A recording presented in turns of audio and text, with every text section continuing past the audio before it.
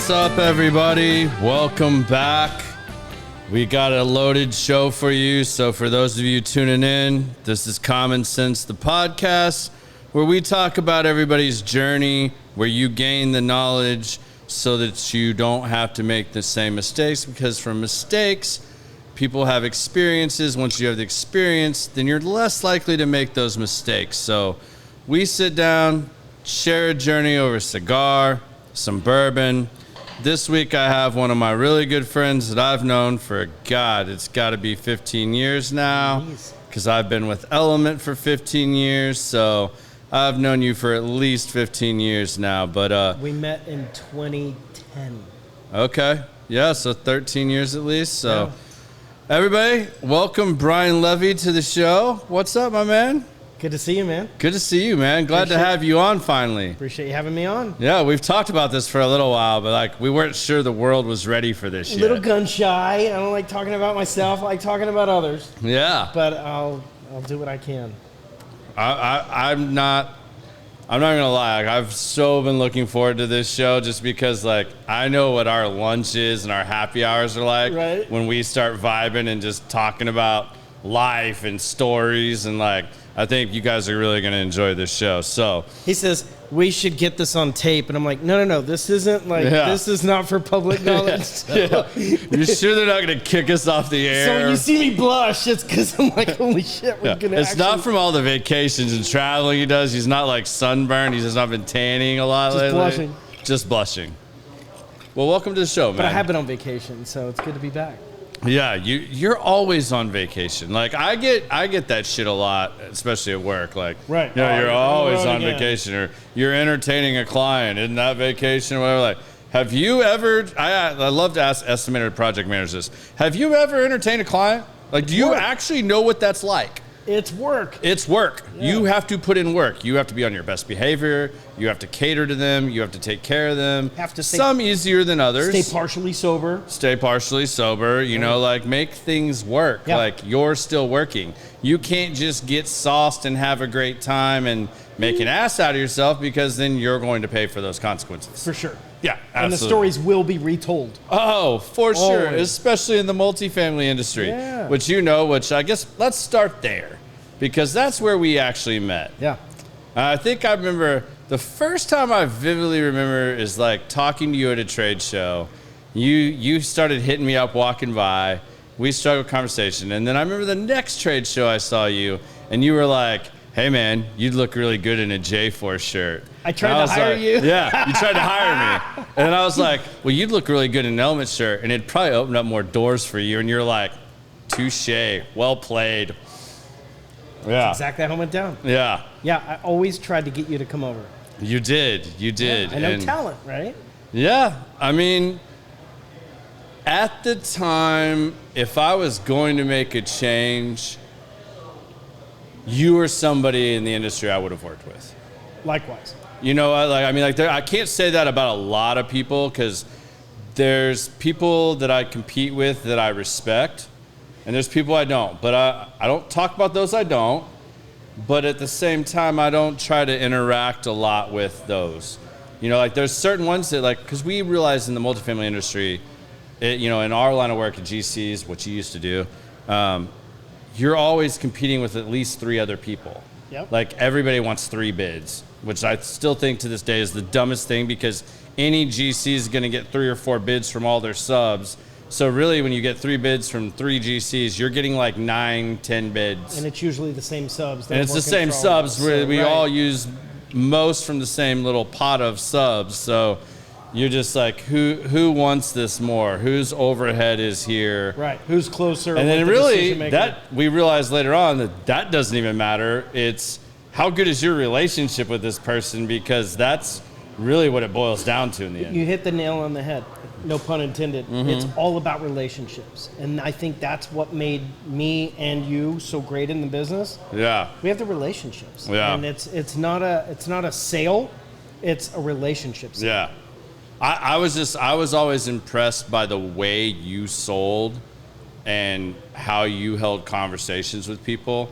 I think that's why I said what I said. And when I said, if I was going to make a change back then, it would have been with somebody like you. I would have been happy to be a part of your team, because either though my approach and how we do sales, how we go about leads, everything is so night and day different. Because there was a time period, I guess I can say this now, that when you left your former people, you interviewed with us. Yeah. But the way you do sales and the way you go about it was so red versus black and white to what we do, right, that the other owners at Element were they couldn't even wrap their minds around what you were doing and how you were going about your business. I think when you came in and laid down hey, this is what I would want, XYZ, this is how I like to do things, they were just who is this guy? Wait, do you even sell construction and multifamily? Right. They didn't understand it, because you just come from a whole different mind frame of how you go about, you were way more heavy, where we've always been very management company heavy. You were way more direct to the owner. I ain't even messing with the management company. No, I never talked to management companies. Yeah. It was interesting. Back in the day, it was 2009, and the market crashed, and I was doing lead generation for an internet company, and I saw an ad, I guess on LinkedIn, and there was a company, and I vividly remember it said, we're looking for somebody that understands relationship sales, who has no construction experience whatsoever. Now, I have Velcro sneakers and a Betamax. I know nothing about construction. Right. But they wanted somebody that could sell at the C-level, and that's what I had been doing most of my career. And so it was just a shoe-in. It was this is a natural fit.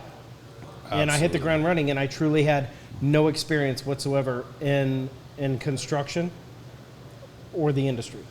Well, and what's funny to me about that is it's almost I won't name a name. I hope you're listening, because one of our favorite other friends in the industry loves to go around and tell people, I know jack shit about construction.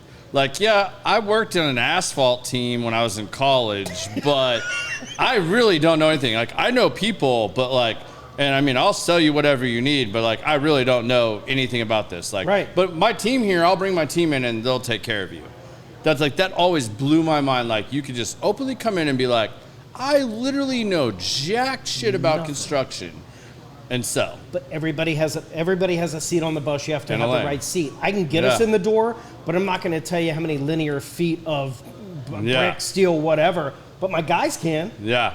But I'm gonna have drinks with the owner and let me know when you got that bid ready. Yeah. That was the approach. And I mean, that's a cool approach. There's times I look at it and I wish my job was that simple. I wish I just had that team that's all I got to do. I worked myself out of a job. Hey, I don't think you can complain too much though, because your job now seems pretty damn sweet. I do love what I do. All right. I do love well, before we transition to that, there's one thing we need to talk about, because I get beat up on this all the time.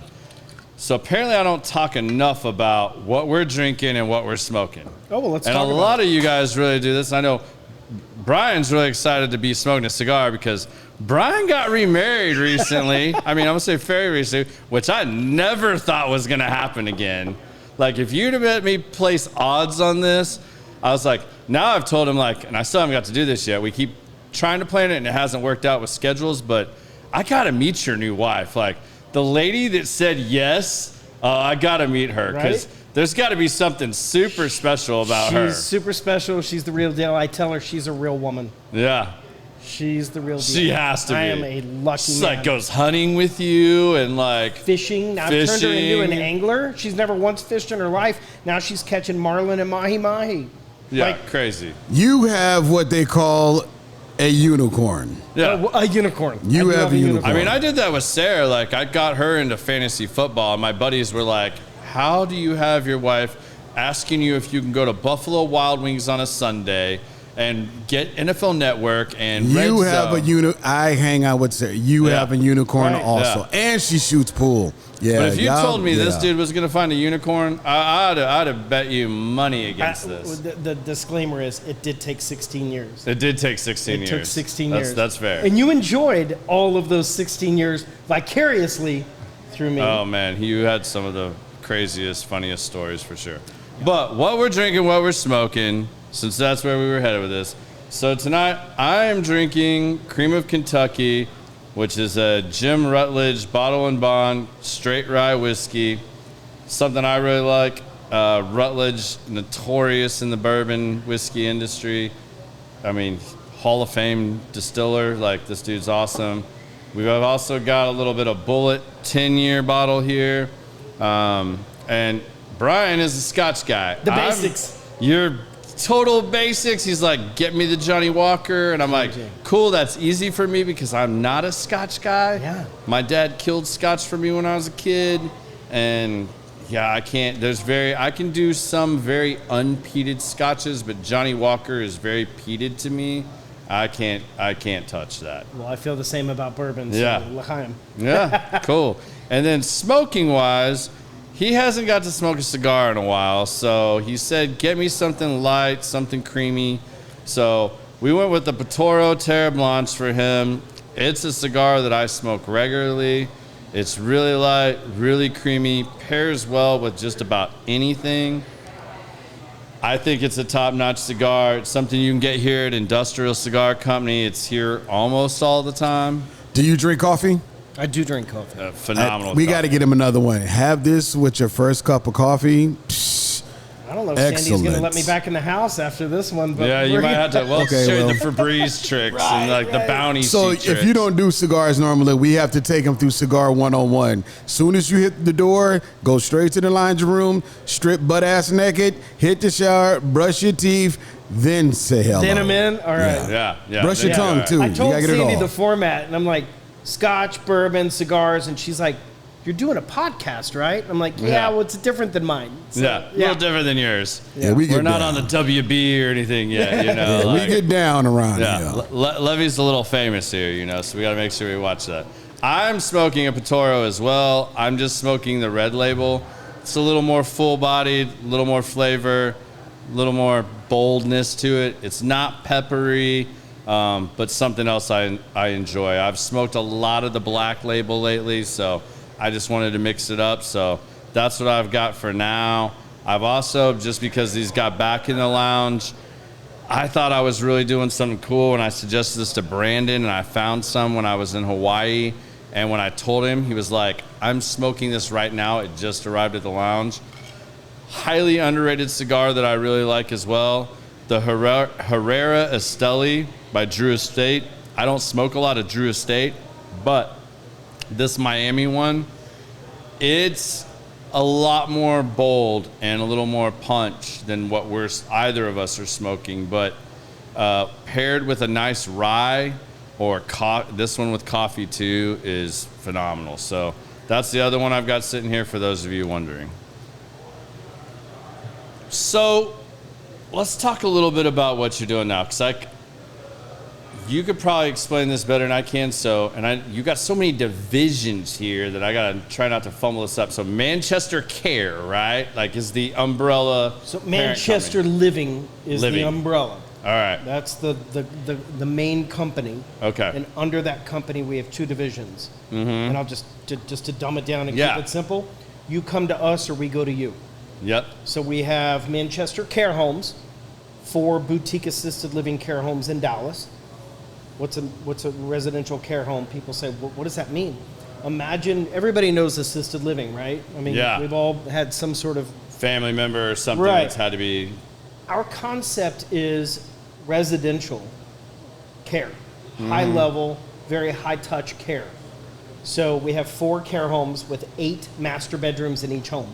And I've seen these homes, like when he said these are nice homes, like they've bought estates, homes that are very well laid out, like in very nice neighborhoods that are like well kept, Preston Hollow type stuff. Because I mean, I know you and I shared some subs while you guys were doing different things for certain things. The care homes, actually, we bought homes. Yeah. Like we bought a fire, you know? Yeah. And then bring the home down to grade and build the home from scratch, because all of our homes, imagine a home in Preston Hollow with 8 bedrooms and 9 bathrooms.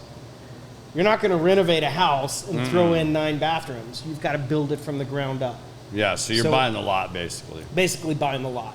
In 2009, we built 2009 and 2010. We built 2 and 2, 4 homes with 8 master bedrooms and 9 bedrooms. Yeah. No, 8 bedrooms and 9 bathrooms. Each bedroom is an ensuite, bedroom, bathroom attached. Yeah. So if somebody, of course they can share a room if they're a couple, but we don't have any shared rooms. We don't have any Jack and Jill bathrooms. Most of the concepts for care homes in Dallas are old renovated homes with shared rooms and Jack and Jill bathrooms. It's a completely different concept than ours. Right. I say we're the Ritz-Carlton of elder care. Yeah.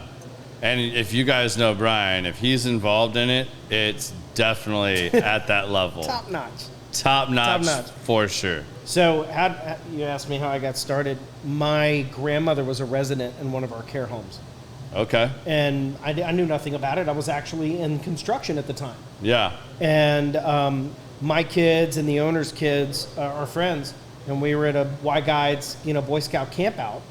And he looked at me and he says, I know you. And I said, no, you don't. And he said, yeah, I've seen you at Manchester. I'm like, oh my God, you do know me. How did you, He says, that's my house. I'm in the assisted living business. I'm like, oh my God. So he knew my grandmother better than he knew me. Right. And so we became friends, the owner and I. Yeah. And that was about the time that I was easing out of multifamily construction renovation.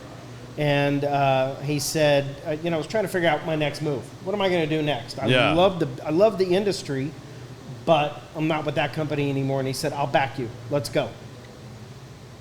Have an opportunity to someone that believes in me is hang out a shingle. Yeah. And so I started building my own company, doing the same thing, different clients, different everything. And we got going. And a couple of years into it, the assisted living company was doing really well, but the homes were full. And we had a family come to us and say, we want a room in this house, but you're full. Mom's still living in our living room. Can you send somebody to our house to take care of her until we can move into your house? Quickly realized that's a business in and of itself. Mm-hmm. Hence the we go to you. So we got licensed as what's now considered PAS, Personal Assistance Services, in the state of Texas. Okay. Got licensed as an agency to provide in-home care. That company, we're growing 30% every year. Every year. Yeah, I mean, it's booming. You have a very large of the baby boomers and stuff like huge, all getting to that age where now they need it. Their parents, if they're still around, definitely need it. And, that's right. And the market is like, there's not enough of what you guys actually do. There's not enough. Yeah. So you come to us or we go to you. And I'm a believer, if you can afford this, age in place. Stay home. Yeah. You don't need to go anywhere. We're going to have caregivers come to you. And so that's kind of my main focus these days, is to grow that division. We just opened an office in Fort Worth, soon to be San Antonio, Houston, and Austin. Awesome. And we're off and running. That's amazing, because like, and this is something I want to tell to anybody that's following that is in sales, how important it is to answer your phone. If you ever are with this guy, like, I can't believe, like, he legit, when I told him he had to put his phone on silent for the show, he almost had a panic attack. He's like, I don't even do this on airplanes. And that's a bold statement for him. Right. But like, I'm not kidding. This guy's phone rings non-stop. I mean, an average hour lunch for us, I bet you end up having to take 8 or 9 calls, minimum. And like, you can't afford not to, but like... Do you remember the other day I told you my analogy? Yeah, and this is awesome. Like, that's why I mentioned this, because I want you to share this, especially for all the salespeople that listen to this, because sometimes in sales, like, it is so important that you take that call one way or another to step out. And having the art of being able to do that, even when you're in a meeting or a lunch meeting. Fishing boat. Or a fishing boat. First of all, I'm excited my phone's ringing. No one's invited me to lunch. They're calling because they're in crisis mode, right? Mm-hmm. But I told you this story, and I'll share it with your audience here. When my phone rings, it's kind of like, for elder care purposes, it's kind of like somebody that needs a plumber. They're in crisis mode because the toilet's overflowing, They're going to call plumbers until someone answers. Yeah. Well, it's the same thing with elder care. They're just going through the list because they don't know who to call. Yeah. And oftentimes I get, hello, is this a real person? Whether it's Sunday morning at 8:30 or Tuesday night at 9:30. Yeah. Hello? And I answer my phone. I was in a meeting with our boss, my CEO, a couple weeks ago, and he knows how I am with my phone. You know, I'm looking at him and I'm looking at the phone. I'm like, oh my God, oh shit, what do I do? And he was watching me. He's like, what are you going to do? And I said, hold on a minute. I answered the phone. Gentleman told me what he was calling about. And I said, let me tell you something. I'm almost out of a meeting. Can I have 15 minutes? I'll call you right back. And I looked at the timestamp. 13 minutes later, I called him back. He had already hired another company to take care of his mom. We're a dime a dozen. He didn't know our differentiating factors. He didn't know who we were compared to any other company. I never had a chance to tell him. Never got the opportunity. So I answered my phone.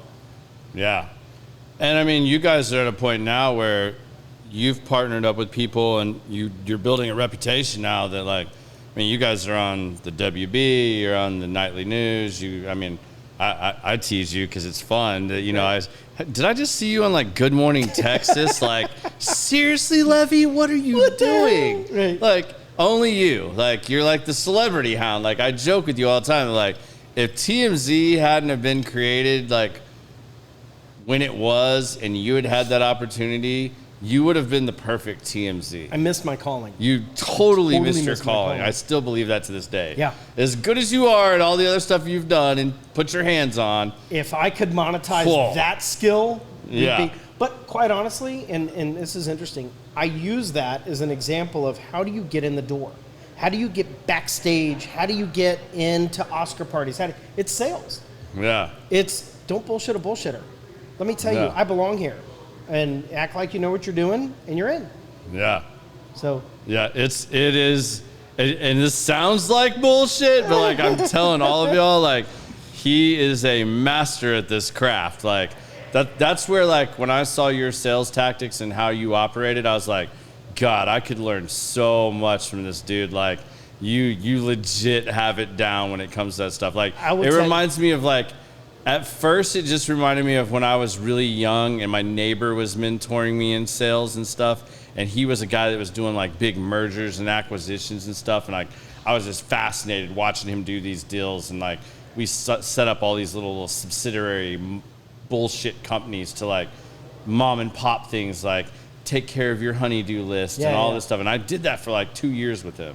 And it was just this crazy time. But like, he had me studying so much material, like guerrilla sales tactics and like all these different things and coffees for closers, and, you know, just like all that stuff. Like when I first watched you, I was like, God damn, this dude is like a 1990s, 2000 novel of like all these tactics combined, but like he's like a ballet dancer doing this stuff. Like he just bobs and weaves through all of this. It's amazing. And for you to say that about me, I truly am. I'm humbled. I'm honored because you are the genius at it.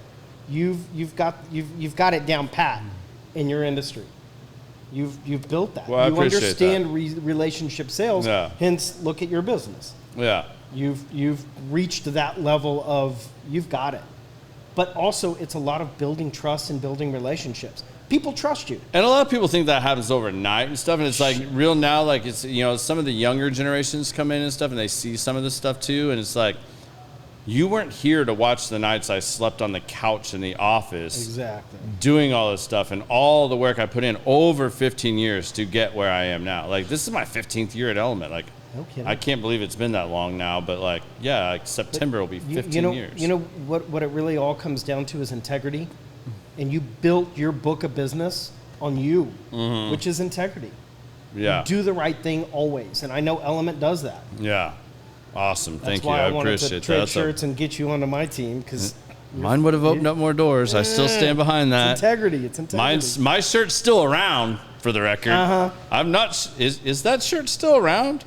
You know what I mean, I can't believe I'm going to tell the story. You know what I did with my shirts? Yeah, but like, I mean, like legit though. Before you tell the story, like, are they still around? I don't think so. I don't think so either. Like, I'm not positive. I could be wrong, but like, I have heard that they're not. Okay. and I've heard that they've changed forms. Okay. But at the end of the day, it just comes down to integrity. There's a really, really nice homeless man who panhandles at LBJ in Preston. I know, I was just right by your office. So, yeah, right by my office. Yeah. And this man has the nicest attire of any homeless man in town. He has $200 polos logoed with X company's name on them. Pullovers, polos, the whole thing. Umbrellas. He has a whole new wardrobe.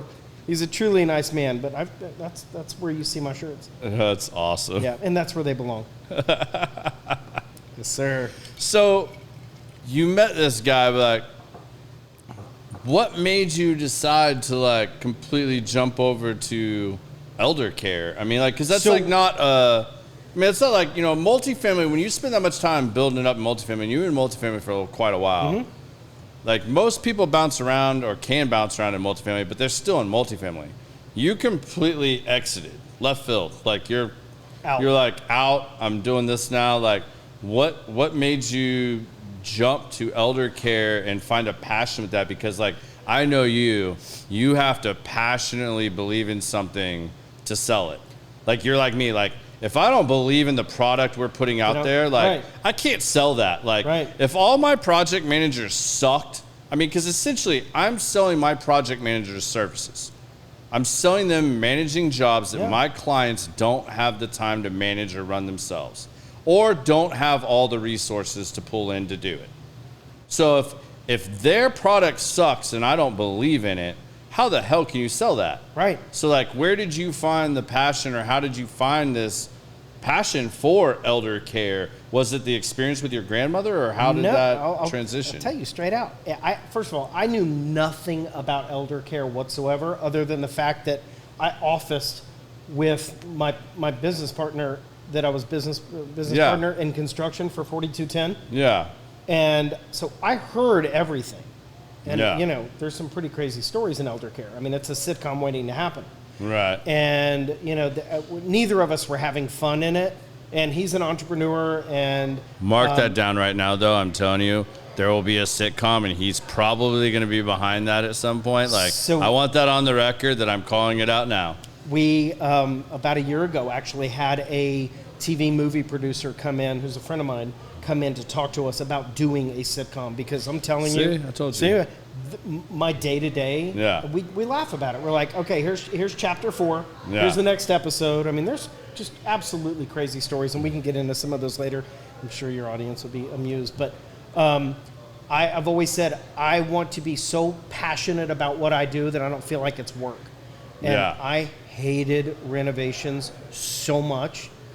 The subcontractors and just the bullshit. The babysitting. That I really did. I wanted out. But I didn't really know where to go or what to do. And, you know, kudos to my CEO and my dear friend Adam. He walked to my office one day and he goes, you know what? We just started this new division and I really need you over here to do this. And I didn't blink. I'm like, great. How do we make this happen? Get me out of this. And soon thereafter, shut down 4210 and off and running with Cambridge. Yeah. And I mean, I literally remember the day he walked in my office and just started going through the lexicon of elder care terms and acronyms. And I mean, I just writing frantically, and slowly learned not just the business, but who's who in the business. Yeah. And it snowballed from there. I mean, it was sad for me when 4210 shut down too, because you and I, like, even though technically we were competitors, we networked so much and so well. It was like, golf tournaments, hey, what do you need? Like, hey, bro, I need this. Like, well, shit, I don't have a wood flooring guy. Hey, here's my guy. Call this dude. Here's 3 names. Hey, I'm hurting for an estimator right now. Or, hey, man, like, this job is totally not my cup of tea. I'm too busy. I can't take this on, but I don't want to just hand it off to anybody. Here you go, man. Like, make this phone call. Element was doing, it still is. They're doing the big projects. In 4210, we were just happy to get the $100,000, $500,000 job. We'll take it. We'll do it. Yeah, but there was like several that I had that it was just like, man, like, I can't take care of this client, or hey, if you want to roll the dice, I don't have time to roll the dice with this dude. Like, but here's a lead. Like, and I was in the position where I had to roll the dice because I needed the business. Right. And then start up a relationship with that company, and they're buying and they're growing and they got a fire and they got a flood, and we were there for them. But like you were saying, the babysitting with the subcontractors and all of that craziness. When you're wearing all those hats early on. All of those hats, and the buck stops here, and you got to make payroll, and all of a sudden a subcontractor is a flat tire, and you're going to buy him a tire just to make sure he get. Yeah. It's brutal. Element made me in like the first 3 years I spent estimating for my boss while I was learning and building up my portfolio to sell full time. And in that process, I remember one of my first jobs I sold, they made me project manage it. I remember going out of this job on a Saturday, and these guys couldn't figure out where to buy T-bar from, and were literally welding angle iron trying to make their own T-bar, and had done like, I don't know, a handful of balconies like this, and were damn near about to catch a building on fire when I showed up, welding on these buildings. And I was like, whoa, stop. Like, what are you guys even doing? And I went back in that next Monday, and I was like, listen here. I was hired to estimate with the promise to go into sales. I'm working on the sales part. I never signed up to be a project manager. And I can tell you right now, I never want to be a project manager. And if I'm ever asked to be a project manager again, I'm out. You can just take that as my 2 weeks notice. But your guys believed in you to elevate you to be in the seat that you needed to be in. Right. But it was like one of those things, like there's still parts of my job that if you ask me to do some of these things, or parts of what I do, I said not my job, but part of what I do as a company, they're like, there's no way. Like project manager. After the show, will you tell me what T-bar is? Because I was in construction for 10 years. How did I know you were going to say that? Nothing. I'm going to tell you real quick. You know the metal flashing across the balconies? I'm kidding. I had to explain this recently, so like, yeah. I truly knew enough to be dangerous, and the rest was left up to my subs, my estimators, I'm there. Yeah, I was always jealous. I don't think you ever wrote an estimate in your life. That's funny you would say that. I wrote one, and it was so fucked up that it never got turned in. I think it got turned in as comedy. Yeah. But I'm not the estimator. Yeah. I don't know what that shit costs. I was so envious that I was like, how do you get that? But you build a team, and everybody does the right thing. So when I started in construction, it was just me and the owners. Mm-hmm. And they got so busy with all of the RFPs that I brought in. We were up there on a Saturday one day, and they were like, dude, we're not your bitch. Go hire a team. We're happy to build a team out, but we're not going to do all of this every weekend. And that's when we started to build a sales team of account managers that are going out there. So I would tee it up, and I would just lob it to them, one after the other. And that's how the company was built. Man, that's so wild to me.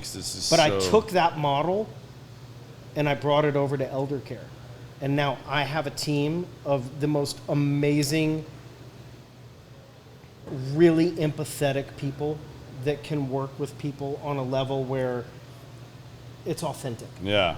Because that's got to be key to that too, because I'm thinking about now, we recently put my grandmother on my mom's side in a more assisted living place. And like, I know just listening to my mom talk about that and like all the headaches of that, of like, they promised they had all these things. They don't, and then it's like, she needs more care. She needs somebody to help her make sure she's taking the right medications, not overtaking them because she forgets and stuff like that. And it's like, oh, well, we can have this. And then like, she's at a point where I don't need your help.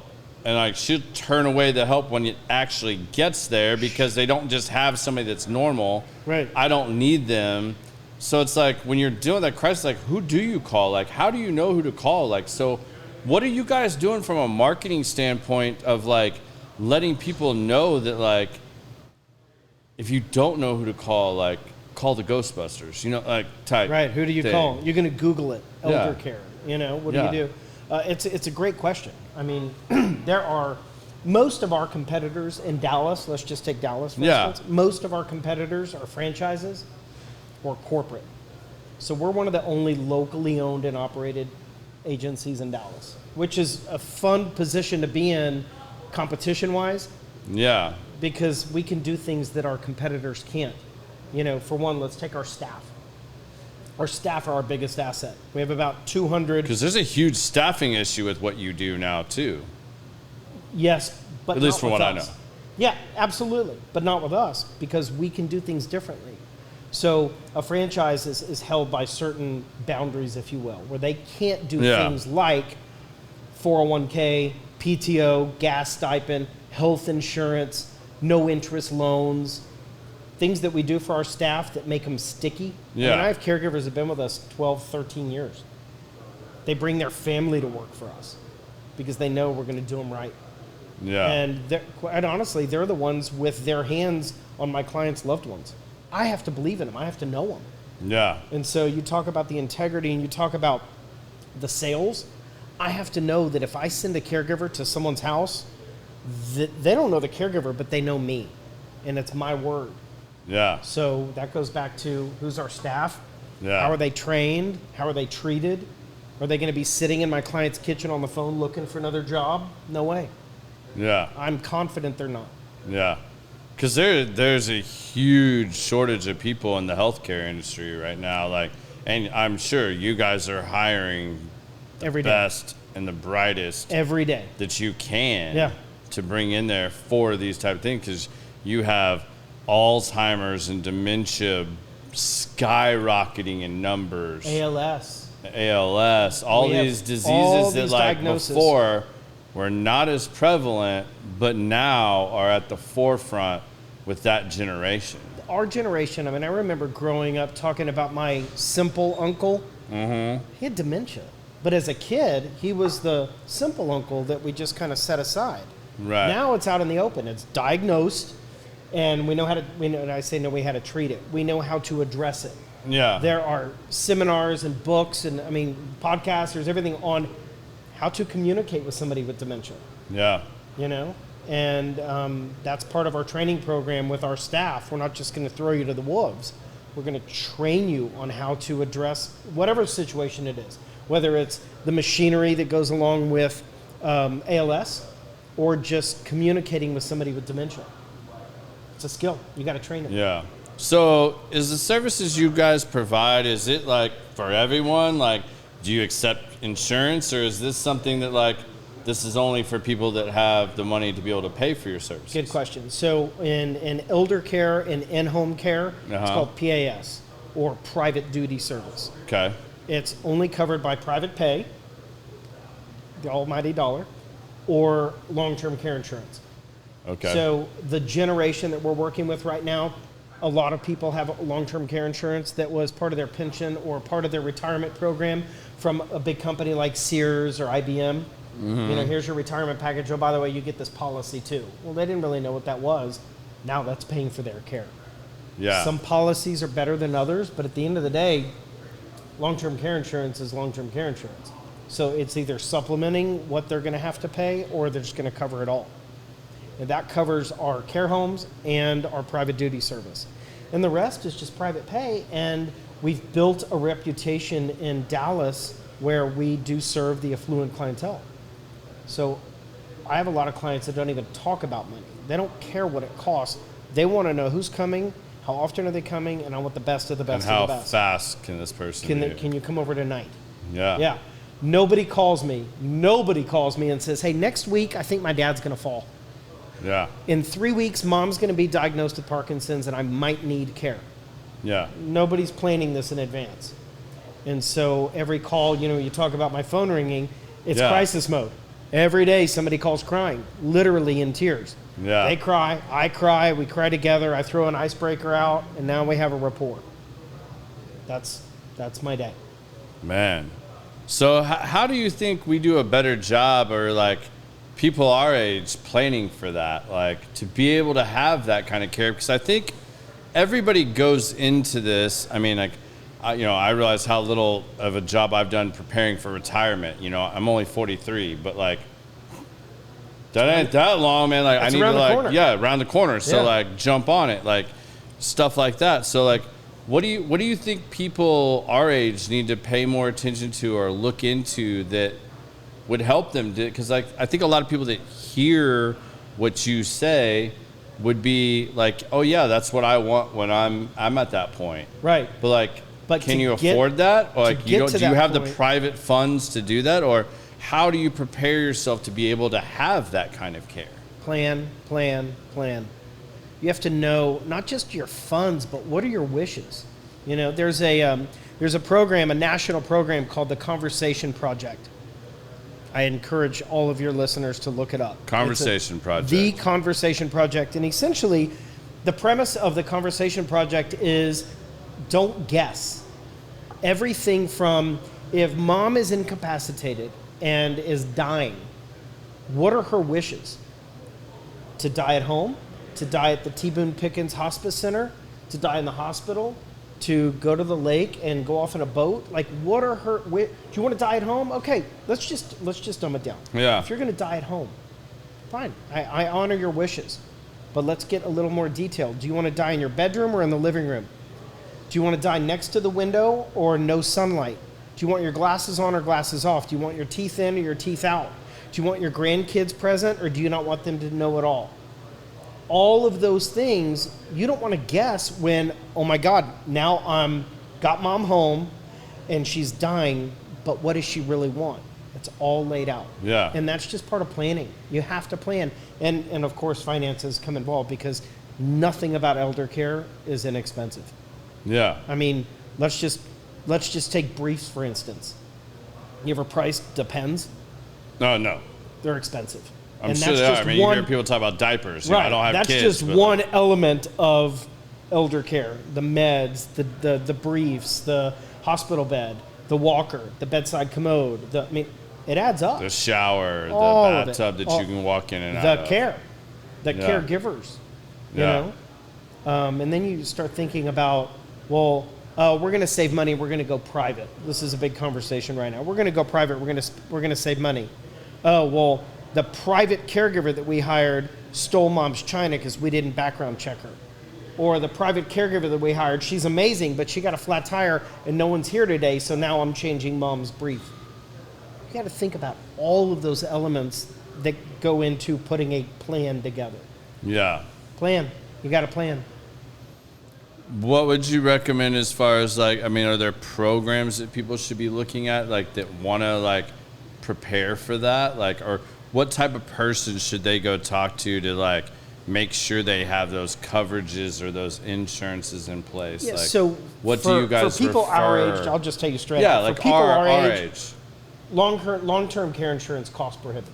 Mm-hmm. I mean, it's outrageously expensive. So let's talk about our parents' generation. Okay. Typically, they have a lawyer, a financial advisor, somebody who has worked with them on their estate at some level. Even if you don't have a quote-unquote estate, you have something. Yeah. Where is it? What are the passwords? Who's the medical power of attorney? Who's the fiduciary power of attorney? What sibling is going to be in charge? I mean, my biggest nightmare is when I get a phone call from a sibling, and there's 6 of them, and they're all in charge. That's a nightmare waiting to happen, right? Yeah. So, my first question is, hey, is there a power of attorney in place? There is? Great. Can I have that person's phone number? Because at the end of the day, that's the decision maker. Yeah. So pick a decision maker and tell them all of your wishes. Everything from, do you want your glasses on when you're dying, to what your passwords. You want to be buried in your favorite dress? Or, all of whatever. that. I think that's so important to have up front, because when you see a parent or somebody passing away, the true nature of some of them siblings come out. They actually totally forget about the parent or the elderly person because they're already fighting over assets before that person is even gone. Yep. And if something's put in place, I know that Garrett's in charge of everything. There's no argument to be had. There's nothing to be whatever. Let's focus on mom, dad, whoever it is, because that's all set in stone. Ink is dry. Well, and what happens when they think that they're going to be able to relay these wishes and they haven't relayed these wishes? Like, you know, I can say my mom and stepdad have had those conversations with me to a certain degree. I probably need to have them to a deeper degree. You know, my wife and her parents, you know, I don't know how deep those conversations go, you know, but like they're all getting to an age where like tomorrow's not promised. So like, do you have a plan? I don't have. I mean, if I died in a, you know, God forbid, I died in a car wreck on the way home, like Sarah's gonna have a shitload of work to do. Like, I mean, of like trying to figure everything out. Like we've talked about this recently, like we don't even have a will established yet. Like we need to do some of these things. We just buried like, my dad, you know, in like, March. right like, there. How many people do you have that like are in these categories? Like, so I mean, because I know you deal with a big group that's like, let's just call them the way above average, like wealthy people. The 1% affluent clientele. But even them, how many of them don't have enough stuff in place to really have this handled effectively? But they have the money, but do they really have all this other stuff laid out? They have the money, but do they don't have the plan? Yeah. It's interesting. So let me give you a little insight in our world. Okay. Once you're incapacitated, meaning once you've been diagnosed with with Alzheimer's, dementia, whatever it is, you can no longer make decisions for yourself. And so I find myself in the position to educate the adult children. Y'all don't need to argue about money because whatever your folks have or haven't left you is locked in. Mom cannot change her will. And I had this conversation not long ago. I had a resident in one of our care homes, and we were talking to her about hospice and trying to explain to her the benefits of hospice. You pay into Medicare your whole life. Yeah. At some point, it's now your turn to get back, right? Yeah. Hospice pays for everything from a bed, hospital bed, to a bedside table, to medications, not all meds, but most meds, to briefs. I mean, all that's expensive, right? And I had a daughter tell me recently, as I was trying to tell her it's time for mom to go on hospice, and she looked at me, and as I was telling her about hospice, she said, Mom doesn't get hospice. Mom was a bitch.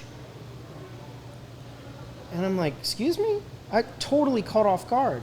I'm like, this is not a time for revenge. Like, we're now helping your mother exit in a peaceful way with dignity.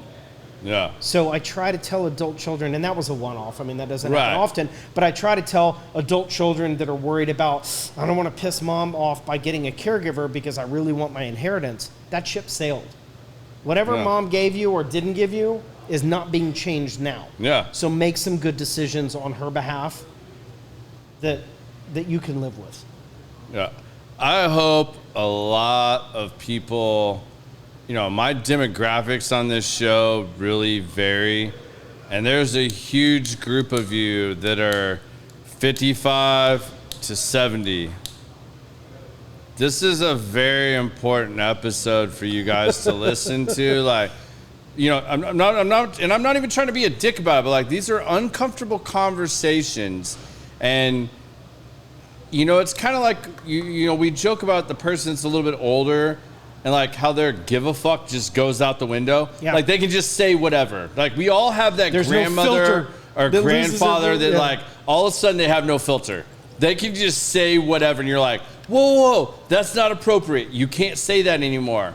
And they'll, I don't give a blah, blah, blah, blah, blah. Like, but you need to like think about these things because what happens the morning that you wake up and now you can't do these things? Maybe you can't speak.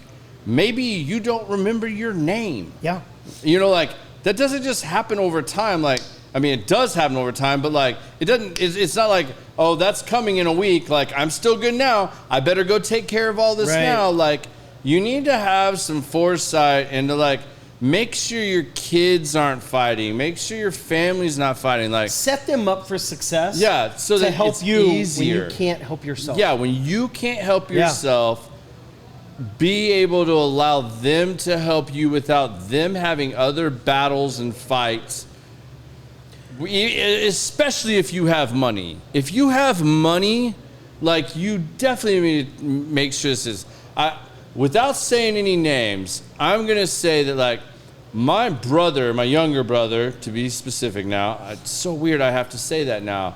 You know, I found out I had an older brother 4.5 years ago. Like, it's so weird. I never had to specify which brother before. Right. I catch myself doing this all the time now. But my younger brother, his best friend and his best friend's dad and my dad died within like a month of each other. Oh, wow. Like, they both in their early teens or 20. I think my brother was like 21 when he was 21 when my dad died. So like, they both lost at like 21, they lost their dad. My brother's best friend then turned around and lost his mother like a year later, my brother's best friend. So he lost both his parents. Now, both of them were in really good health to the common eye. They were highly affluent people. They were doctors or like in the medical field. Like, and that all happened within like a year and a half, let's just say. We'll call it 2 years. Within 2 years, he lost both his parents. You would think that like between them and their children, like this stuff was all laid out. If this happened, this wasn't expected. Well, then it happened. Like, the amount of fighting, civil wars that took place, and family stuff was, I mean, I can't even make this stuff up. It was so horrible. Like, I've never felt worse for a person. What's like, the adage? Money is the root of all evil. Yeah, but I mean, like, even things that were just materialistic things. Like, I'll tell you one. Like, his dad had bought him a Mont Blanc pen as a graduation when he got his 4-year degree from the school he went to. I'm not going to say some of these things just because I want to leave this person some privacy in case anybody's trying to figure out who I'm talking about. But while he was at his mother's funeral, family members came in and robbed their house. Like, this pen got taken.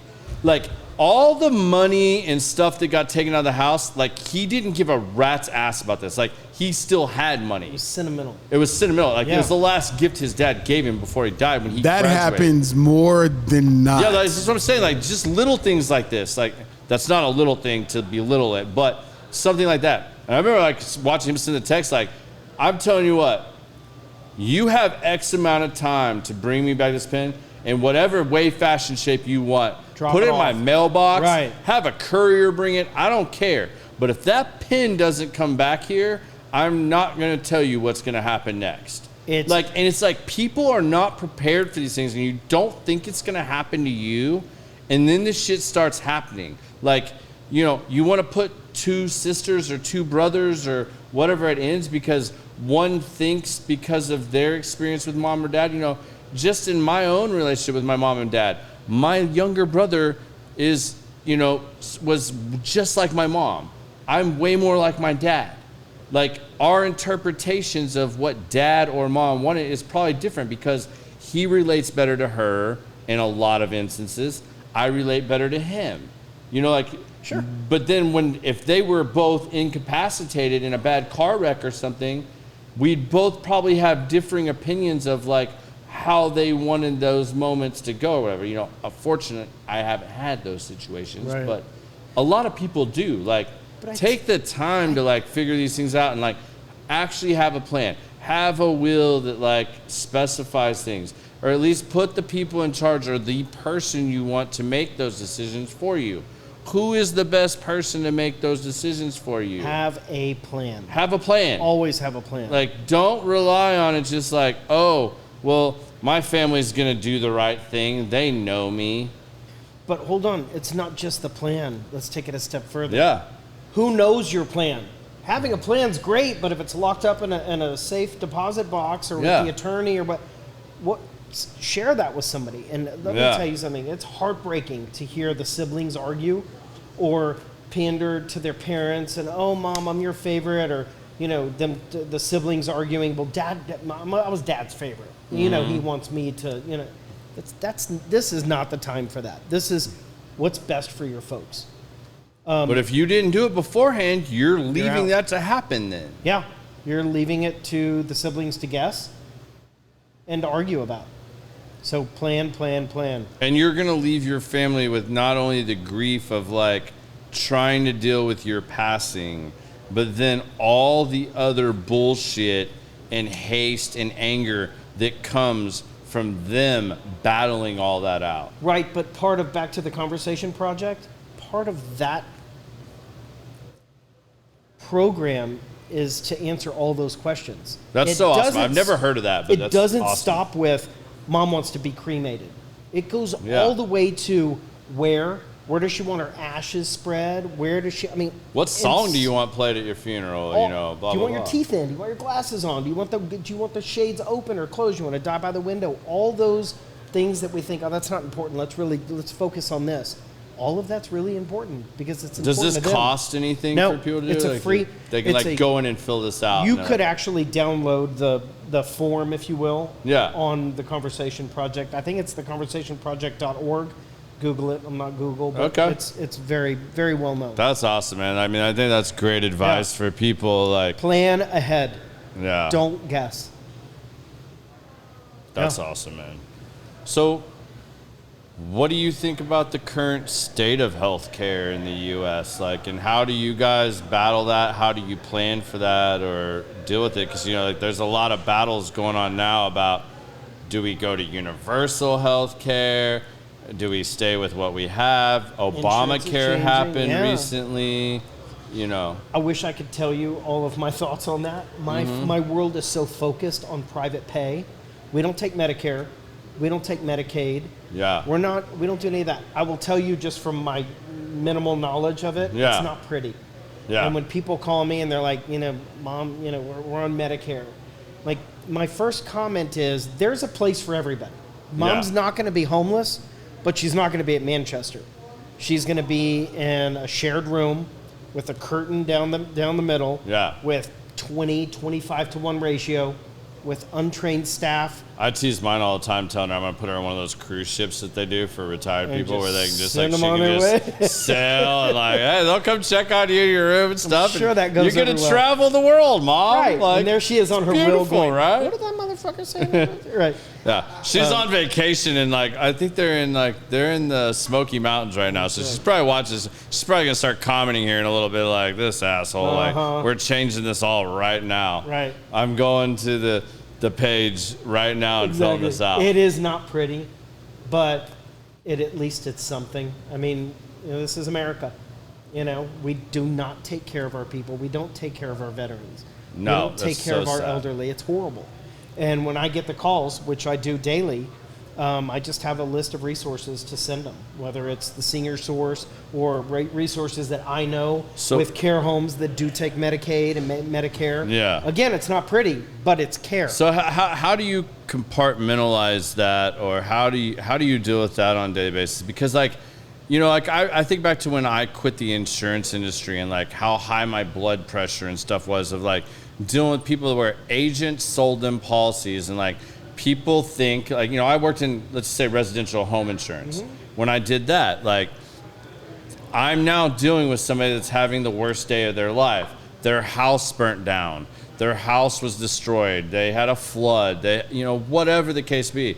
And they're like, but I bought insurance. I don't want to be the bearer of bad news. Look, I haven't seen your policy, but let me just give you some resources. I'm not totally emotionally involved in them because I don't have all the details. I just give them resources where I always tell people, don't go back to Google. Call me. I have resources. Don't be a WebMD doctor. Right, exactly. Yeah. I have research. I have a house list. Yeah. I have a list for whatever you need. If you need DME, you need a hospital bed, you need a wheelchair, you need care at home, whatever it is, home health, hospice. I have my vendors and my resources in place. Some take Medicaid, some take Medicare, some take long-term care insurance. Most are private pay. But there's care out there. Yeah. It varies on one level. But how do you compartmentalize, or how do you deal with the people that you can't even help? That when you get those calls, I know you don't just get the calls where it's somebody you can help. You get a lot of calls where you can't help. Right. I always say I'm an unlicensed social worker. I have to put on my game face and focus on the task at hand, right? The task is this person is on Medicare, Medicaid, their budget. So I get a lot of calls that, with people that want to move into our care home. Our care homes aren't cheap, right? No. And we're the Ritz-Carlton of elder care, but there's still Homewood Suites down the road with a nice bed, a secure room. It's still a nice hotel. It's not the Ritz, but it's still a secure hotel, right? Yeah. Well, it's the same with elder care. There are plenty of really nice care homes or assisted living facilities in the $2,000 to $4,000 range. Yeah. That people can't afford. So there's a place for everyone. Okay. Yeah. But I am truly an unlicensed social worker. Every call matters, no matter if they can afford us or not. What's up, Lee? Hold on. He wrote me a pretty long one here, so I want to make sure this.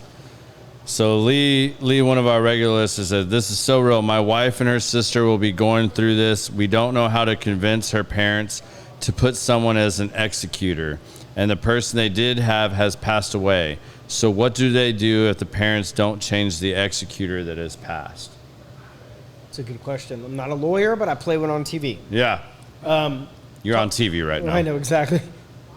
Seek advice from a professional, a lawyer. Yeah. I'm accustomed to working with adult children your age that have aging parents. Well, your aging parents have somebody... I'm sorry, Mom. He just called you aging. Right. Sorry. But they have somebody that they're working with, whether it's a wealth manager or an attorney or clergy or somebody that knows their situation that can help guide them. The advice I give adult children, which is interesting, it's usually the daughter-in-law caring for her husband's parents or working with seek professional help. There's got to be a lawyer involved, at least drew up a will or something that would be a good starting point. But there has to be a decision maker. So if something ever happened, here, guys. My mom just said, "He called me old." Yes, Mom, he did. I did not. Right. Brian did. Age is all relative. Brian is not invited to Thanksgiving dinner. I'll let him know. My mother's watching as well, and she is not old. There's somebody somewhere that has their hands on their affairs. Seek help. Absolutely. Get somebody that has professional and ability find to a help decision maker. Yeah. So when you can't make a decision, somebody knows your wishes. Yeah. It's important. It's really important. It's so important. I truly hope that all of my family, my mom, my stepdad, I know my mom's on here because she's commenting on here, but even my relatives and my in-laws and my extended family, this stuff is so important, and you don't want to be in the position when it's too late.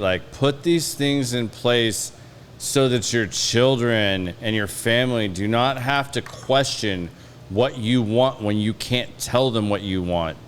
Don't leave this up to a roll of the dice or assuming that they're going to know what's best for you or that they're going to agree on what's best for you. Because when that stuff's happening, everybody's in panic mode. And I'll tell this from my own personal experience.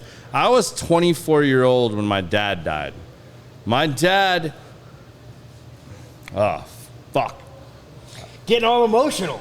I'm going to try not to. But, when my dad died, my dad had already had a heart attack that he shouldn't have lived through when I was 15, right? They told him, "You will not see both of your sons graduate high school." All right? Well, my dad was still a very overweight man. So, and back then in the mid-90s, they didn't know everything they know medically about heart disease and everything else and how to tell you to do that. Walking around at 350 pounds, they got you to quit smoking. You're not going to give up your drinking because, if I can't live my life the way, quote, if I can't live my life the way I want to live my life, then I don't want to live my life. All right, fine. Heard that 1,000 times. And you know what? The older I get, I understand that to a certain degree. And that's fair. You chose that. But we couldn't go tell him, they said, all you can do is walk.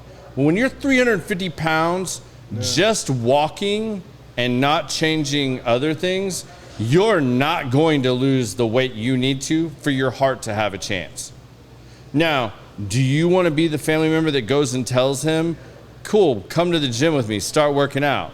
and then he fucking has another heart attack on a treadmill because he's doing more than just walking, and he dies, can you live with that? Are you gonna be able to carry that burden down the road? Probably not. None of us were willing to make that decision. Right. But I can tell you, so the night before my dad died, my brother had never learned to play spades, right? I was supposed to go stay with my dad, hang out with him. I decided to go to a poker party. My little brother wanted to go up there and spend time with him, and I was like, you know what? I'll come up tomorrow. I'll come see you a little bit before I go to this poker party and hang out with you, which I did. And then my brother came up, and then I left the two of them. I went and played poker that night, right? My little brother stayed the night. My dad taught my brother, who finally had an interest in learning how to play spades. My brother now has a tribute tattoo from here to here of spades that's a tribute to my dad, right? Well, if I didn't back out of that, he wouldn't have got that opportunity, right? But I passed on spending the last night with my dad alive, right? That weighed on me for a long time. The next day, my dad actually had the best day he had had in months, and all his levels finally got to where they needed to be, that the following morning they were going to put his pacemaker in. So when the doctor announced that the next day and said, all right, we're going to maintain him here through tomorrow. Tomorrow morning we're going to put his pacemaker in and he'll be home soon. So my dad's parents, my dad's sister, my mom, all of us went home. Like, finally a break. We're going to shower. We're going to eat. My dad said, pick me up. He told my mom, pick me up a milkshake or something on the way back. I'm tired of eating this bullshit hospital food, whatever.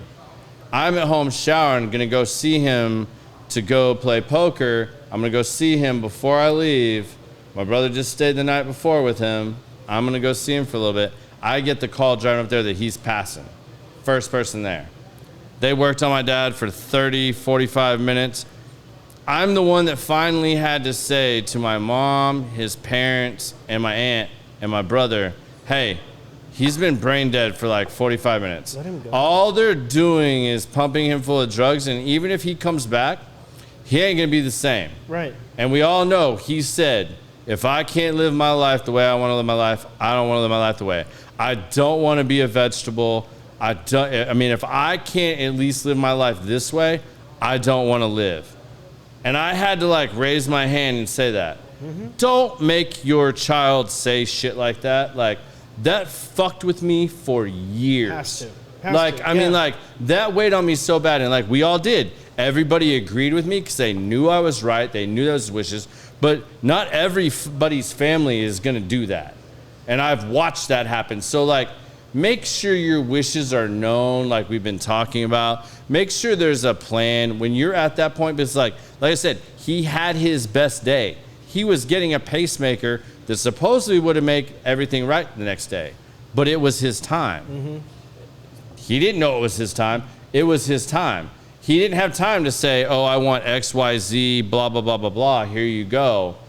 But I had to step up and say that at that point in time. I don't regret it because it was the right decision. Right. But at 24 years old, you don't want to be the it took me a lot of time to come to that. And I had to tell that to his parents, man. I had to look my grandfather and my nana in the eye and my mom and my little brother and say that. You know how hard that was? That was super tough. Yeah. I just don't want to see people have to go through that. Have a little bit of I know these are tough. I hate talking about death and the what if. I'm always the optimist. Mm-hmm. I'm always don't bring that negative shit around me. I don't want to ponder on negative. Let's talk about what we can do. What can we change? What can we work on? We're giving you guys great advice here of somebody that deals with this day in and day out. Make sure you have a plan. Put these things in process. Have no regrets. Yeah, because you don't want to. Today is the day. If you whatever you want to say, tomorrow's no guarantee, and it's so cliche, and it's so you're living your life. Tomorrow's no guarantee. My path, when I was 14, my father died. Yeah. He took his own life. 4 months later, my grandfather drowned in a boating accident that I was supposed to be on. Oh. Just like you, I didn't go on that fishing trip because I had a party to go to. I was 14. Yeah. I was 14. I had a party to go to. Yeah. So the guilt I felt, I could have been there to save him. I know how to swim. He didn't. Yeah. You can't have guilt. Yeah. You just have to know. Eliminate Everything this. happens for the reason, but don't wait till tomorrow to tell mom, dad, grandma, grandpa, whatever you think, whatever you feel, I love you, Yeah. I'm sorry, whatever it is, because tomorrow truly is no guarantee. Yeah. I mean, if my wife doesn't play Careless Whisper and boombox it outside when I'm dead, like, I'm going to be mad. Like, Right. I've joked about that long enough. That, like, it's our Deadpool joke. But I mean, like, seriously though, like, there's so many things that people can do. Like, there's nothing more I've hated, and I've seen it happen too many times where, like, people's families go to war when somebody that's close to them dies, your immediate family. Like, family is so important, and then when it happens, it's like, well, why did that happen? You allowed that to happen. Like, you know what? But they're not here to hear you bitch about it, right, or to see the aftermath. So I'm just asking that if you have children or you have these things, like, or you have a family, don't leave it up to whatever, or that it's just going to work its way out. Have the difficult conversation. Plan it out a little bit, because, like, in the end, that's what's going to happen. You thought the little family fights that were like small little feuds and everybody's family has shit, you thought that was small and mediocre when you were like perfectly healthy and like shit was going good? Wait till the shit hits the fan or you die. Right. It's all going to get magnified and be way worse. So do yourself some good now. I have sat in family meetings, whether it's a one-bedroom apartment in Garland with 6 siblings or a 20,000 square foot Preston Hollow with 4 siblings. It doesn't matter. It doesn't matter how much money there is. I mean, I have seen vases fly. I've seen F-bombs. I've seen and heard it all. Yeah, I'm sure. Why? What's the reason when you know you can plan ahead and save everybody a headache, a heartache, and you don't need to guess. Even if they don't agree with you, like, right. What if somebody doesn't want to be, like, the family has a tradition of being buried in this cemetery? What if you didn't want to be buried there? Who knows that? You want to be cremated. You want your ashes spread on a family plot. You don't care. You want your 2 sons to use your ashes and get a tattoo. Joke, Mom. Whatever it is. Yeah, I mean, whatever it is. I had a client whose the joke was that his dad wanted to be cremated and flushed. Yeah. And so he had to explain to their family, Dad was joking. We are not flushing his. Yeah. Yeah. Like, but I mean, like, that stuff's real. But when you make your wishes known, there's no guessing, so there's no fighting, there's no arguing, and quite honestly, your wishes are honored. So plan ahead. Isn't that what you want in the end? Of course that's what you want. Like, you just want it to be the way you want it. Like, I don't want a funeral. I'll say this on this podcast so people know. I don't want a funeral. I want people to come and celebrate my life. Like, I want to be cremated. I want my loved ones, my wife, whoever is still around, to be able to spread my ashes. Do with them as you please. You want a tattoo with it? Get it. Go for it. That's cool. But TJ, not just an idea. No, I'm not just kidding. just do you want to be cremated, but you have to go a step further. Where do you want your ashes spread? That's the big thing is, don't stop there. Right. Like, there's so far that this can go, but I'm just saying, like, so many details past that. like, but people don't want to have those conversations. Nobody wants to sit and think about death. I mean, at least I don't. I mean, I'm sure there's some really morbid people and some people that have a different comfort level with death. I don't. Like, I don't want to sit and talk about this. Like, it's very morbid. That's very Debbie Downer. Like, that's not, but there's a productive way to do it. And if you're doing it for the right reasons, like, at least do it for your loved ones. But look at pre-death, up to death. Mm-hmm. It starts with a diagnosis. Let's take the keys away. Well, there's family fight number 1. Yeah. Oh, that's Dad's independence. He can drive to the grocery store. He's fine. He's fine. Most accidents happen within 5-mile radius of your house. Yeah. Do you want that to be your legacy? Yeah. Killing the little kid that ran across the street to get the ball? Mom, Dad? Or legally, like what you said earlier that I think is a very important point. If you wait till the diagnosis, there are some diagnoses that once that diagnosis is out, that ship sailed. Your ship is gone. Yep. Like, you can no longer call your attorney friend and go, I just got diagnosed with blah, blah, blah. I now want you to write my will because now I know that the writing's on the wall. Mm-hmm. If you wait until the writing is on the wall, you are effed. It's too late. Yeah. Like, legally, if that's challenged in the court of law, you did that after the fact, and you have now already had a diagnosis that deems that not legally binding. Correct? True. But the problem is people think, oh, I don't have an estate. I don't have money. I don't need to call a lawyer and do all this. Yeah. Money or not, you still have wishes, personal wishes. Yeah. There's still costs associated with even just your funeral. Sure. Like, at least lay that out for people. You know what a funeral costs? Oh my God, it's ridiculous. Wow. Yeah. Wow. Plan ahead. Plan ahead. A friend of mine owns a funeral home. And I mean, dude, all day, you know day, somebody in everything. Yeah.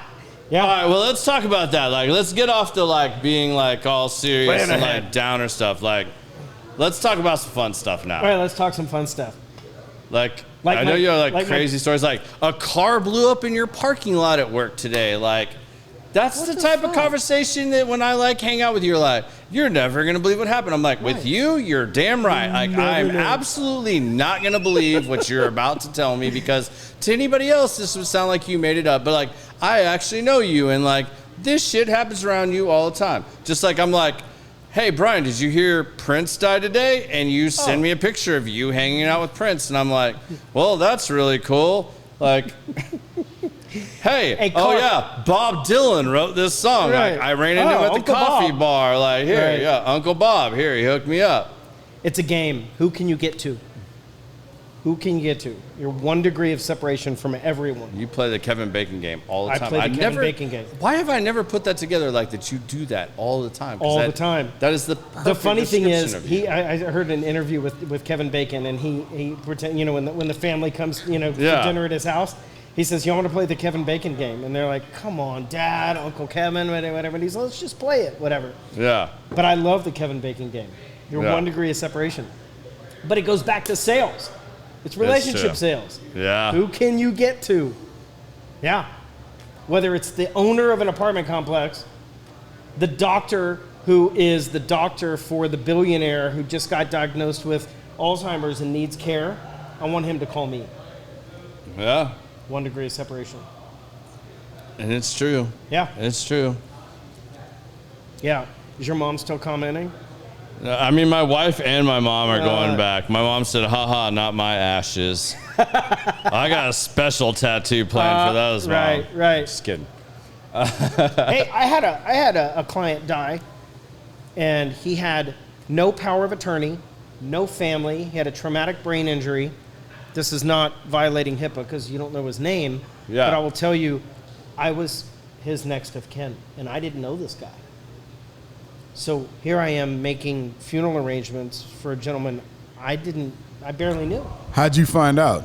Did he die? No, next to kin. Like, he had none. And so how do you end up being next of kin? I say next of kin. I'm the only person that knew him well enough to know to plan a funeral. And so I called my buddy. Yeah. And I said, I'm planning a funeral for a stranger. And we went through the whole process. And I said, I think he was a veteran. And he's like, you have 48 hours to figure it out.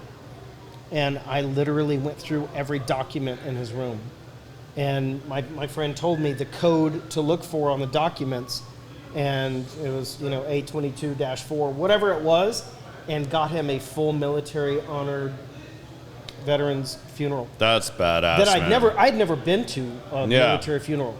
And Sandy, our director of nursing, went to the Arlington Cemetery and had him full honors, the honor guard. They delivered the flag, I'm bawling, crying. They delivered the flag to me, the whole thing. Yeah. I literally just went through that. We buried my dad in March, and it's so dope about that because my dad got all that, but I didn't realize that now because my mom was his wife. When she passes, she gets to be buried right next to him, no cost. She gets the benefit. And because my little brother, he's special needs, he also gets applied right next to them, No cost. When that happens from there, it's But it's little things. I remember like that when my grandfather died. I still remember hearing those gunshots, man. Like that. Oh, it was. The motorcycles and the guys in uniform saluting. And I don't come from a military background, so all of this was foreign to me. The salute, the motorcycles, the parade, all the way to the site. But you know what? It was an honor. It was my honor to honor him.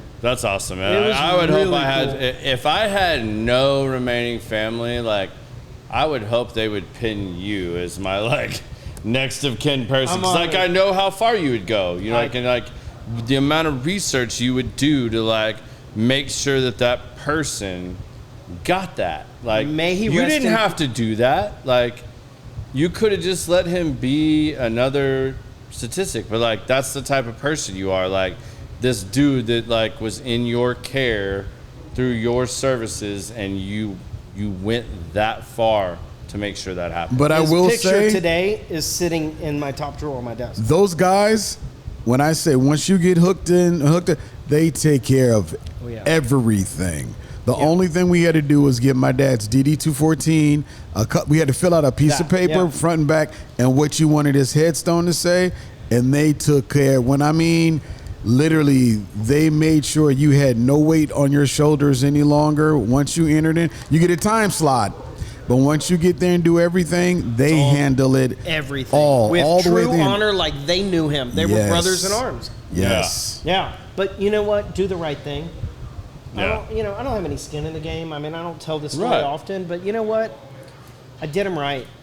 For sure you did. He was a good man. He was a smart man. He served our country, and I was fortunate enough to come across the document at the 11th hour.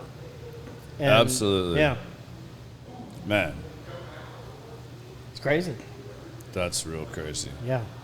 Well, let's talk about some fun Levy stories. Let's talk some fun stuff. Yeah, like clients, background, construction. Yeah, I don't even know where to go with this. Like, I don't know what is the most recent crazy celebrity thing you've ran into that you can talk about?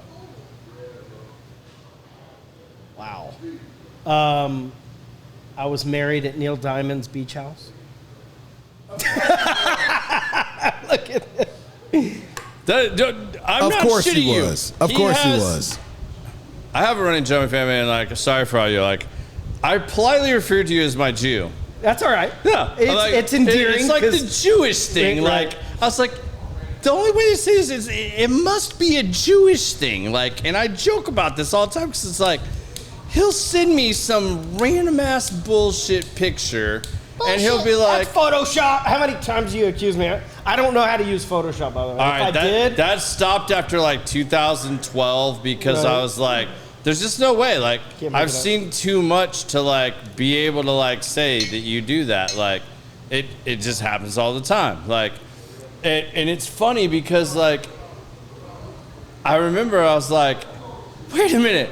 Like, so there's this one couple, you're gonna know who I'm talking about, that you take a lot of family trips with, or it's like, I'm assuming this guy has to be one of your best friends, went to college, something, the Jewish fraternity, I don't know. But like, you literally like, I'm like, I remember you sent me this picture and I'm like, is that Neil Diamond next to you? And you're like, yeah, bro, I'm at his beach house right now. And I'm like, if this was anybody else, I would say you're so full of shit. Like, but like, no, that's real. Like, you're hanging out with Neil Diamond's son at his house and like beach house or whatever. And in Dallas, with the affluent, the athletes, the billionaires, the businessmen, at the end of the day, they all put their pants on one leg at a time, and we got to care for them. Yeah. And whoever it is, I mean, I don't, you know, of course we abide by HIPAA. Yeah. But at the end of the day, they're the same as us. You're the same human. They need care. You know, that's one of the things I love about industrial. Like, when you're a member in the private lounge, like, there's all kinds of people that hang out up here. Yeah. And there's a reason you have to be invited into the private lounge. Because you know what? We all treat those people with the same amount of respect. Because at the end of the day, you're just another dude or female that wants to come and enjoy a cigar. Yeah. And you want to sit down and have some, like, casual, you want to be treated like a normal human being. Like, it's the same thing. Like, I always say, like, I make fun of you because you always want a picture taken, and you're But not at a you're like the restaurant. photo bomb. But not at a restaurant. Not in a restaurant. I'll give you that. I None have of one yours are scruple. like That's almost it. none of yours are ever in a restaurant. No. But like I'm the same way. Like I don't ask anybody famous or whatever I've met, like famous on whatever that means to you, by the way. Right. Because famous can mean a lot of things. But I don't want your autograph. I'd rather shake your hand and say nice to meet you and have a 5-minute conversation with you. My favorite celebrity stories are Yeah. the ones that don't involve pictures, that involve the conversation. Mm-hmm. You know, Mickey Rourke telling me how much he loves Austin and how great the women are and the food and the atmosphere. And we're talking about Texas. Now, I love my picture with him because he's got the gold tooth and it's a great story, but we're connected. We're connecting, we're talking. Yeah, you know? exactly. Like you got to have I would rather have the 5 minutes of a relationship or conversation with you than have your freaking autograph. Like, what are you going to do with that? Not David Robinson. Tim Duncan. I Ran thought into you him were at gonna Best say Tony Buy. Robbins. Like I was an idol. I'm like, oh my God, it's Tim Duncan. And I told him, growing up, I was such a fan. I mean, it's just the two of us at Best Buy. There wasn't a customer in sight. And Yes, he's a Spurs fan. We fight about this too. Yes, we do. But we were having this moment, and I said, I'm such a huge fan. I'd love a picture. And he says, I don't take pictures, but I'll sign something for you. And I'm like, I don't want an autograph. I mean, what am I going to do with an autograph? I'm going to remember this moment. I want it documented. My first TA. Oh, I got you on this, and this is a Maverick story. F you Spurs. Still hate the Spurs. Still. And Mike Bibby, don't like Sacramento Kings either. And I know he's jacked and would kick my ass, whatever. But my first TA at San Antonio, the Mavericks, I think they were playing the Rock. No, they were playing the Spurs. It was playing the Spurs. They were staying at the same hotel as us for TAA. And I get in the elevator. I left the bar to go change because we were going to go somewhere else. And they're like, you need to put a collared shirt on. I was like, all right, cool. I'll go up and change. I get on the elevator. Dirk's on the elevator with me. I'm like, ah, like it's Dirk. So cool. So cool. Took a picture with me. I look like a fat little Oompa Loompa midget next to him. And it's like, this is so weird. I'm 6 foot tall. And I legit look like a midget next to him. Imagine what my picture I looks imagine like. with you next to Tim Duncan. It's one I don't like to show. I'm because laughing inside about this right now. It's painful. Yeah, it's awesome. So he took the picture with you? Dirk did. Here's the good one, though. Dirk did. David, that one in San Antonio was when David Robinson spoke. Yep. I had my picture taken with him at that show. Yep. And again, I look abnormally short, and I'm not, so I don't know what the fuck you're saying. One ring to rule them all. But, yeah, it's like Mutt and Jeff.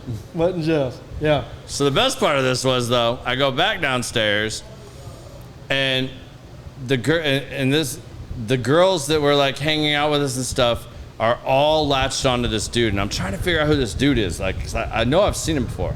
It was Casey, like, the head Mavs trainer. And I was like, all right, he's a good-looking dude. Like, I get it. Like, all right, that's why they're following him around. Well, when I figured out what it was, I got introduced. We talked for a little bit. Well, then, like, when we're walking out, Eric Dampier comes walking in. And I'm like, I go up to, like, a couple girls go up, get their picture with him, and I walk up, and I'm like, what's up, Damp? I'm like, hey, bro, can I take a picture with you, man? Like, really nice to meet you, man. Great game tonight. Like, that was awesome. Big fan. Can I get a picture with you? He's like, I don't take pictures with bros. And I'm like, really, dude? Like, you don't take pictures with bros? And at that time, Casey, the trainer's walking up with a couple of the girls. Right. They're like hounding over him and stuff like that. I'm like, all right, I get it. And like, when he walks up, I was like, hey, man, don't I know you? And Casey looks at me, he's like, because like we just met in the bar. And I was like, yeah, you're the dude that shoots the T-shirts out of the gun at the Mavs game. Yeah. And Dampier lost his mind, like started laughing his ass off. He was like, yeah, that's a T-shirt guy. And like started busting on him, like, cause he saw it was like these girls and like Damp started getting him. He's like, hey man, you want that picture? Just get over here. We're doing this quick.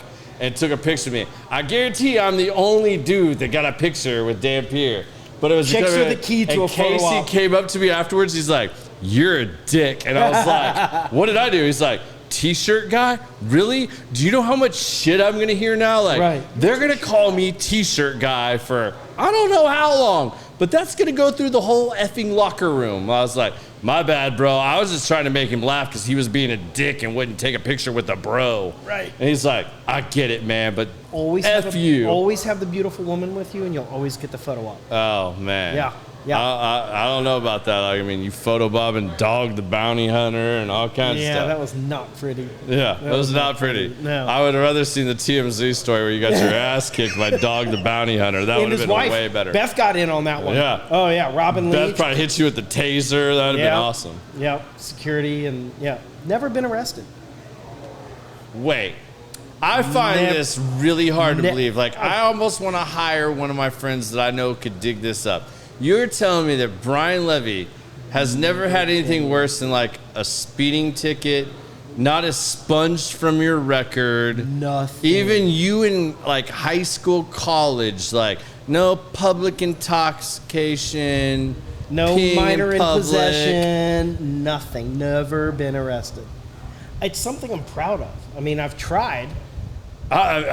Believe me, I put some effort into it. This might actually be the most unbelievable thing you've ever check the record. Told me. Never been arrested. That's impressive. Right? All right, bro. But I have tried. I believe that. Yeah. That part's believable. Uh-huh. The rest of it, not so much. I'm going to have to find somebody. Maybe I'm going to talk to this new wife, Sandy, and like figure out, maybe let her do some digging. I don't know that she's even ever asked me that question. She clearly has not asked you enough questions. She clearly did some research, believe me. She must have. She had to. Because she agreed to marry you. Right.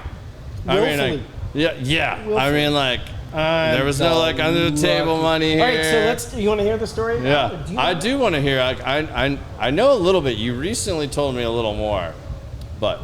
Single for 16 years. Yeah.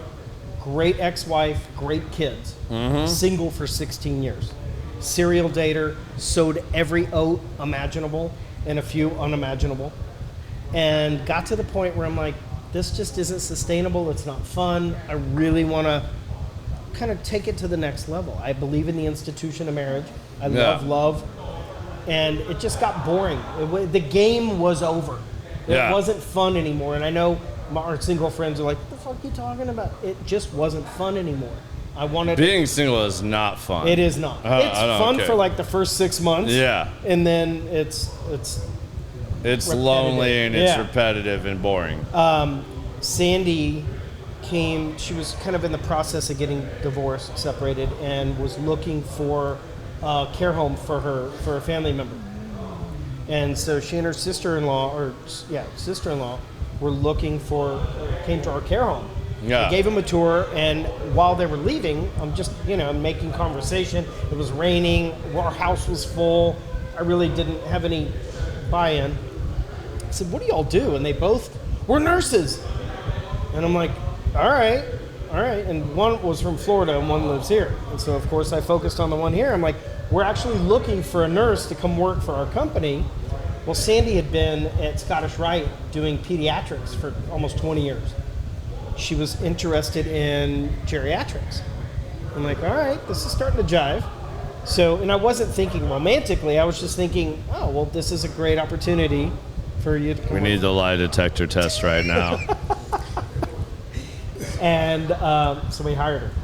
Well, at that time, I had a couple of women in rotation in my bench. I had a bench. Mm-hmm. And so, we hired her. She's, working for our company. And, every morning or every Monday morning, it was, how was your weekend? How was your weekend? It was fun. We were office friends. And how was your weekend? Well, let me show you this girl. And I went on a date with this one. I did this. And, it was just like, she was nauseated. I know you, so I still can't wait to meet her because she agreed to even go on a date with you after all this. Completely nauseated with this story. And so as time went on, I kind of started clearing the bench thinking, this is fun. And I asked her out. Just as friends, no big deal. And we got engaged and now we're married. How shortly after you asking her out did you guys get engaged? About a year. A year. It's not bad. I waited long enough. I did not want to wait. I knew right away. I'm like, this is my soulmate. I'm done. I got married after a year. Yeah. We did it after a year. Actually, my wife pushed it up. This is all the believable part. I knew. How he convinced her, because I know him. And when he's showing her the shit I know he was showing her and hey, this is what I did this weekend, blah, blah, blah, blah, blah. She had to be like, ugh. You're dating her? Yeah, and just, ugh. So, yes. I'm impressed. To this day, she's still, ugh. Yeah. You went out with that? Yeah. But that was dating. This is marriage. Mm-hmm. This is the real deal. As I tell her, she's a real woman. Yeah. She is a real woman. That's all. I'm impressed. I can't wait to meet her. I'm looking forward to our dinner together. Yeah, right? I'm sure Sarah will enjoy this thoroughly as well. Let Sarah interrogate her and get the full scoop. Oh, Sarah. But this is the story that will be told. There's no embellishment. This is I fully believe you. You don't leave a lot to be uncovered ever. You're an open book. You're you. You always have been. That's always been the cool part. Yeah. All right. So now's the interesting part of the show. We're winding down here. So I have a couple of questions I ask every guest. Usually it's just one, but if you have kids, I ask you two. So you have two twin boys, which, man, I feel so old now. You were asking me about helping them find their first apartment and stuff recently. Right? And I'm like, God, I remember when they were diapers. Yeah, they were little kids. And I'm just and they're so identical, it's not even funny. It's a little less now. They looked alike. They're fraternal. But they did look alike back in the day. Yeah, but now I can totally tell the difference. Sure. But for a long time I was God, how do you tell them apart? Right? They had the same crazy little afros and stuff. It was crazy. These are Jufros. All right, Jufro. I wasn't going to call it that, but you. All right, fine. You can, so I can. Sure. All right, cool. So, if you could only leave your boys with one piece of advice, it can be anything you want, what would that one piece of advice be that you would leave them with? Wow. That's a great question. Do the right thing. Just do the right thing. It comes back in spades. You'll sleep well at night, operate with integrity, and the rest will fall into place. That's solid advice. Yeah. Yeah. All right. Now the big one. Well, I don't think it's big. It's called Common Sense, the podcast, right? Right. So you're sharing common sense. We hope that people gain some common sense from us talking about all the failures, all the, the come up, the stories that we have, the life experiences. Hopefully you learn something and maybe you don't have to make a pitfall that we made along the way, right? So share your 2 cents. And your 2 cents can be about anything. It could be something that's just been on your mind lately, something you're inspired from the show. It could be whatever, but give everybody Brian Levy's 2 cents. On any particular subject? It could be just about your business. Cents? It could be personal. It could be words of advice. It could be life in general. Life in general. I mean, it can just be your 2 cents. You're leaving our audience with this 2 cents. I guess the first thing that comes to mind is something that you and I have kind of been weaving in and out of this conversation is find your passion, whatever it is, and turn that into work, and it won't feel like work. Because people ask me, you have asked me every time we have lunch, dude, your phone's ringing off the wall. Yeah. You work 7 days a week. You work.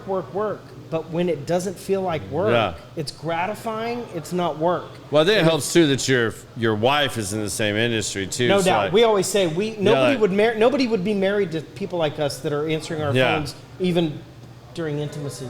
I mean, our phones ring, we have to answer it, right? TMI, bro. Damn. Damn it. But find something that you're so passionate about that you don't call it work. It's not the W word. This is what I do. Yeah. And that is the most gratifying thing. All right. I normally end it here, but I'm not going to end it here. how do you differentiate? And I think this is important for people because like so many people get hung up, myself included, defining the difference between purpose and passion. Because, and I say that because like a lot of people get really hung up on like, well, what's my passion? And they want to make that their purpose. You follow me? Like they want to make their passion their purpose. And I don't know that everybody has a good grasp of either or by definition. You know what I mean? Yeah. So like you feel like, especially in your early 20s, like, all right, I got to find something that's my purpose. Well, then you forget about your purpose and you start focusing on passion by your 30s. And then you get to your 40s and you're like, man, I just want to find a mix of this. Like, I want to make the same money doing something I'm passionate about, but also fulfills my purpose. So those words get intertwined a lot, but they really need to be looked at separately. Maybe have you looked at that separately throughout life, or how did you combine the two, or where did you find your balance between purpose and passion? That is a really good question. I'm going to steal that question for my podcast. Sweet, do it. Go for it. Hold on, let me. Yeah, go for it. Purpose and passion. I mean, I have floundered from career to career trying to find my passion and purpose. Don't let work define you. Oftentimes people will say, well, I'm the most powerful lawyer, or I'm the best surgeon, or I'm the best. That's not who you are. That's your profession. Yeah. But that's not who you are. Absolutely. And you have to delineate the two and figure out, yes, you're a doctor, but who are you as a person? And I'm in elder care, and it's gratifying, but what can I give back to my community that I serve, that I sleep well at night knowing I'm caring for this community? So is that my purpose? I have floundered from career to career. Yeah. And I say floundered. I was just trying to find my place in the world, to find a career that I was so passionate about that I didn't call it work. Yeah. I said, this is what I do. And mind you, you were very successful at all these things that you did because you still put passion behind what you were doing. But I think until you found your purpose and aligned it with your passion, that's where it all merged. It all merged at that point. But prior you combine those two things. Exactly. Like you still put passion behind and were successful at pretty much all of these steps along the way, to where eventually you are where you are now, but now you've aligned those things, correct? Yes, you hit the nail on the head. All those times I was successful, and I was met with levels of success. Each their own level of definition right, but it of success. still wasn't gratifying. Yeah. Now, when someone says, dude, your phone's ringing 5-8 times during lunch, to me, it doesn't even faze me. It's my pleasure. I find it's gratifying, even if it's not a person. You're one of the few people that's not annoying either. Like, I have to say that because, and I think it's because those things are aligned. When I'm sitting there having lunch with you, and your phone does this, and you answer it, like, I'm sitting there looking at you, and I'm like, God, he's loving every minute of what he's doing. And like, I hear you having these passionate, real conversations with people, and like he's in his zone. Like, I can't be mad that he just took this call. Like, I'm not insulted. I'm not like, I don't feel put aside. Like, oh wait, this is so important that I'm not important enough. Like, he's gonna blow off my lunch. Like, no, I'm actually like, man, I'm happy for my friend. Like, my friend is doing something that he's really passionate about and like really involved in. Yeah. Like, this is cool. Like, I'm happy for you. I love that. Like, that's, I think that's the kind of stuff that happens when it all aligns. It's all aligned. That's not work. That's me helping. Believe me, those phone calls, no one's asking me to lunch. No one's asking me to go on their ski boat. Yeah. They're in crisis mode. They're crying. Yeah. They're freaking out. And I'm their first line of, I need help. Absolutely. Whatever I can do, whether I can help you or I can give you a resource to help you. Absolutely. Hence the podcast. That's what that's all about, is to help people navigate the complex maze of elder care. Awesome, man. Just want to help. Well, dude, thank you so much for coming and doing this show, man. That was awesome. You're one of my close friends. I'm not one to talk about me, so when you asked me to come on the show, I'm like, I'll talk about Cambridge, I'll talk about Manchester. You kind of forget what you're doing when you're here, though, right? Absolutely. Because we're just two guys sharing a cigar, having some drinks. I ordered a pizza 2 hours ago, and here we are. So you must have ordered from the wrong damn place. All right, folks. I really hope you guys enjoyed this show. We're going to get into deeper conversations like this as you guys see my posts over the last couple weeks. I do have a big announcement. I said that over the last couple weeks. The show is moving to Thursdays. Like, it works out for us. The remodel that's going on here at Industrial, Business schedule, and a lot of the guests, it's freeing up and allowing us to get some of the guests that we want. So starting next week, same time, same place. You can find us on YouTube and Facebook Live, but it's going to be Thursdays, 6 to 8. You guys can catch us here. We'll be doing what we do. I got some interesting guests coming up for you guys. I got another industry one coming up. Y'all wanted industry people, so Brian that was like 50-50 industry. Next week, I've got the Bear Brothers, is what I like to call them, Bear Paint. I've got Mario Garita and Randy Rivers coming on the show. What's up, Mario? Yeah, we're going to rock that one out. I've got, Tony Hills that you guys heard in season 1. I felt like I didn't do that one justice, so I'm bringing Tony in to really dive into a book that he referred me to, The Creature from Jekyll Island. Y'all want to talk about money and finances, go check that book out. It's crazy. It's going to blow your mind, but if you want to have a basis, we're going to dive into that and the education of all that and finances and everything else. And I can guarantee you Tony's going to bring the heat when we do that one. And then the week after that, we'll be back. But that show's actually going to be a Wednesday show because of scheduling conflicts and whatnot. And then I'm going to be out of town for a week. But moving forward in general, count on the show being on Thursdays, 6 to 8. The music show before the amplifiers is coming in hot. That is developing a lot of steam.